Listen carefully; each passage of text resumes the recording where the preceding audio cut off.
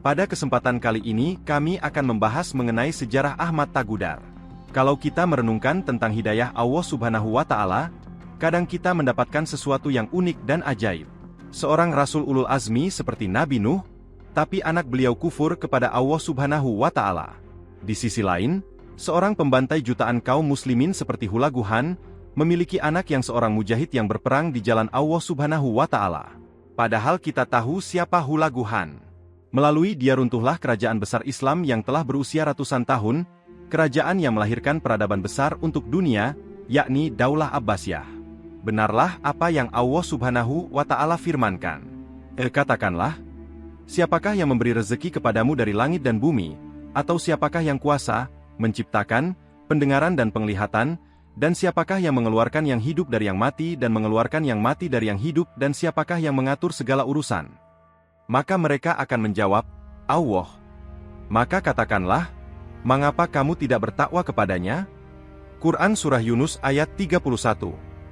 Ketika menafsirkan firman Allah Subhanahu wa Ta'ala, siapakah yang mengeluarkan yang hidup dari yang mati?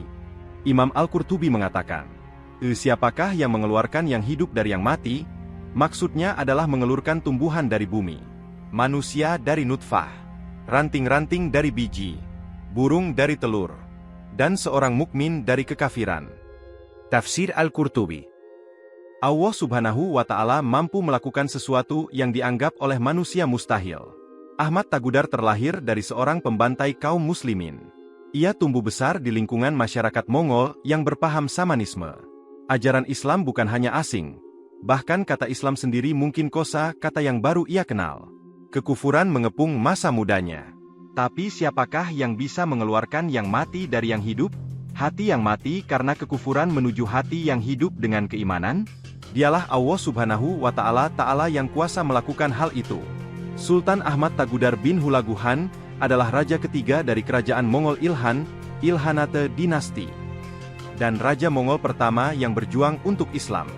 Selang 18 tahun setelah Hulaguhan wafat, anaknya yang bernama Ahmad Tagudar memeluk Islam. Hulagu wafat pada tahun 663 Hijriah atau 1275 Masehi, dalam usia 46 atau 48 tahun. Ia wafat meninggalkan wilayah kekuasaan yang meliputi wilayah Iran, Irak, sebagian Turki, dan Syam. Anaknya Tagudar memeluk Islam setelah menduduki tahta tertinggi kerajaan. Tepatnya pada tanggal 26 Muharram 681 Hijriah bertepatan dengan 6 Mei 1282 Masehi. Ia menggantikan saudaranya, Abakahan, yang merupakan suksesor sang ayah. Tagudar adalah anak ketujuh dari Hulagu. Saat ayahnya melakukan ekspansi ke Iran, Irak, dan Syam, Tagudar sedang berada di Cina. Ia datang ke Iran di masa pemerintahan saudaranya, Abaka, untuk membantunya mengurusi negara. Tagudar tidak mengumumkan keislamannya hingga ia menguasai tahta raja. Barulah disematkan nama Ahmad pada namanya, Aham Tagudar. Ialah orang Ilhan pertama yang memeluk Islam. Melalui perantara dirinya, banyak orang Mongol pun memeluk Islam. Dan mereka bersungguh-sungguh dalam menganut Islam. Keislaman Tagudar tentu berdampak positif bagi negara-negara tetangganya. Dinasti Ilhan yang sebelumnya berkonfrontasi dengan kerajaan-kerajaan Islam, kini menjadi sekutu kaum muslimin. Ia mengubah kebijakan konfrontatif terhadap Islam menjadi rekonsiliasi, pemulihan hubungan. Langkah awal yang ia lakukan adalah mengutus dutanya menemui Sultan Kerajaan Mamluk, Mansur Kalawun, di Mesir. Peristiwa ini terjadi pada Jumadil Akhir 681 H atau September 1282 Masehi. Utusan dinasti Ilhan ini membawa kabar gembira kepada Sultan Kalawun dengan keislaman Tagudar.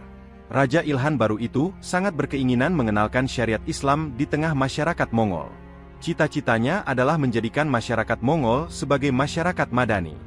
Jalan menuju cita-cita itu ia wujudkan dengan banyak membangun masjid dan madrasah. Memberikan fasilitas mudah untuk berhaji.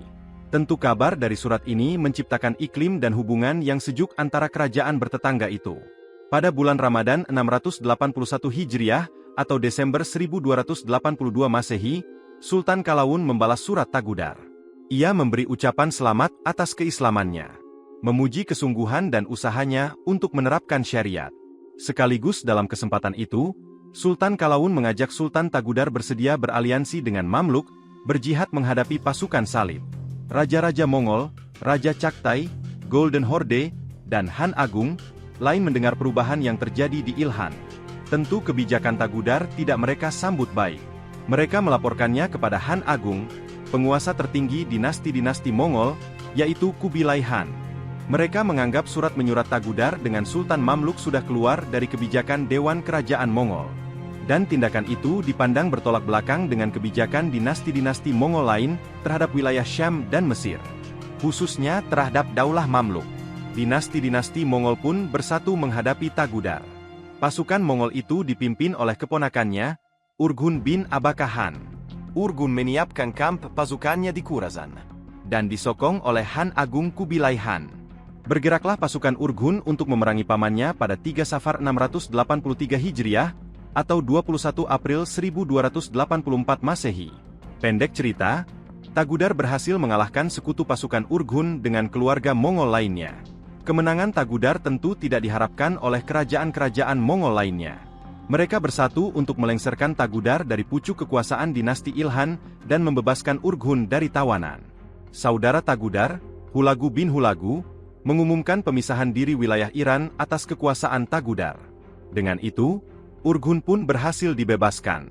Pangeran-pangeran yang loyalis Tagudar pun banyak dibunuh. Sebagian lagi lari dari Khorasan menuju Azerbaijan. Mereka berharap bisa bersatu membentuk pasukan untuk kembali menuntut balas atas pengkhianatan Hulagu. Keluarga kerajaan Mongol sepakat mengganti Hulagu dengan Urgun menjadi penguasa wilayah Iran. Urgun pun segera menyiapkan kembali pasukannya untuk menghadapi sang paman. Sebelum tiba di Azerbaijan, sejumlah loyalis Tagudar dan Tagudar sendiri datang menyerahkan diri pada Urgun. Mereka ingin berdamai, karena melihat besarnya kekuatan Urgun yang berdampak besar kepada rakyat Ilhan. Tapi ternyata, beda Tagudar beda pula Urgun. Kalau Tagudar tidak mengeksekusi Urgun saat ia kalah kemarin. Urgun tidak puas hanya dengan lengsernya sang paman dari puncak kekuasaan Ilhan, ia pun mengeksekusi sang paman dan para loyalisnya. Peristiwa tersebut terjadi pada 26 Jumadil Ula 683 Hijriah bertepatan dengan 10 Agustus 1284 Masehi. Sejarah tetap mencatat bahwa Tagudar adalah seorang yang berjasa. Ia seorang Mongol Ilhan pertama yang mengorbankan hidupnya untuk memperjuangkan Islam. Terima kasih sudah mengikuti video-video kami. Jangan lupa share, like dan subscribe agar bisa selalu mengikuti update video dari kami.